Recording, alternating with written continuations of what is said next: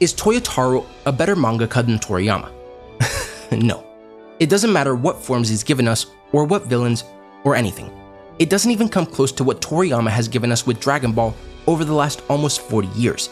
But Toyotaro does have his own merits, mainly being a huge fan of the series himself and starting out by making his own fan manga, which eventually led to him being brought on as an artist for Super and now being Toriyama's chosen successor. I don't think Toyotaro is perfect by any means though, and he has made a lot of questionable choices, which feels like he's trying to copy the success and formula Dragon Ball Z had. But given his background and what he's already given us, I want to talk about the future and why I think we're not only guaranteed to get Super Saiyan 4, but also 5. Now before you freak out, let me explain. Toyotaro basically claimed in an interview that he wants to make Ultra Instinct Goku's base form. In the interview he says, and I quote, "Whis is able to constantly use Ultra Instinct without any special transformation.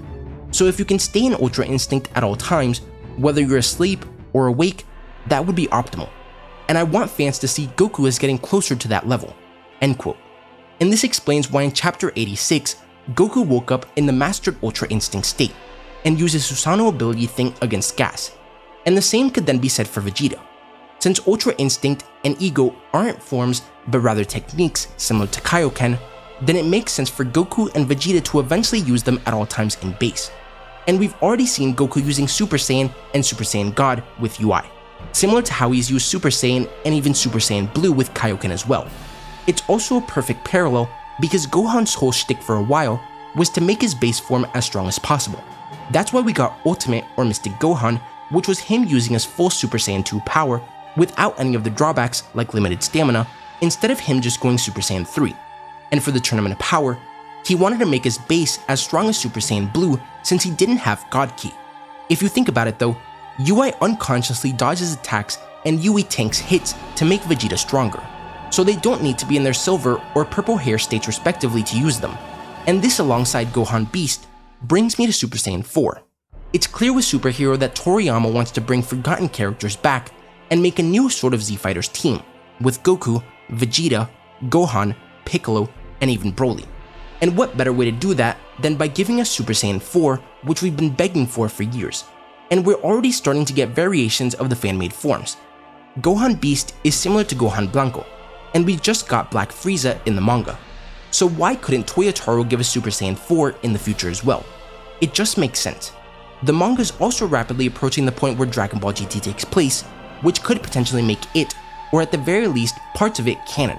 And it would be sick to see Goku, Gohan, Vegeta, and even Broly using Super Saiyan 4 with their new powers and techniques. And here's where we get to Super Saiyan 5. Yes, the fan-made transformation that swept the internet by storm years ago, and which coincidentally, Toyotaro made fan art of as well. 2 of the 4 main characters have forms with white or silver hair. But that's not really important, because if we do get Super Saiyan 4, 5 would be the next logical step. And to keep each character separate and on their own passive progression, the white hair needn't come from UI or even God Ki, and could instead come from each of them using their own respective powers in Super Saiyan 4.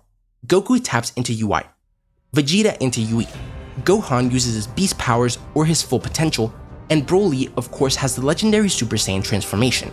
Now this is all just my speculation, but in the manga, the Granola arc takes place in age 781. Superhero takes place after it between ages 782 and 783, and Dragon Ball GT takes place just a few years later in age 789. It's obvious that to defeat Black Frieza, we're not going to get Super Saiyan 4, cause Goku's still getting new versions of Ultra Instinct. I mean, what's he at now? Like 6 different versions of UI? And Vegeta and Gohan just got Ultra Ego and Beast. Plus, Frieza didn't really seem to want to fight. He just showed up, showed off his new strength, and dipped. But by the time that Dragon Ball GT takes place, or even in the relatively near future, I don't see why we couldn't get some variation of Super Saiyan 4 and eventually 5. Unless Toriyama for some reason refuses to acknowledge Super Saiyan 4 at all and goes a different direction. But with Toyotaro pretty soon taking over Dragon Ball Super and his background with Super Saiyan 4 and 5, I can really see it happening.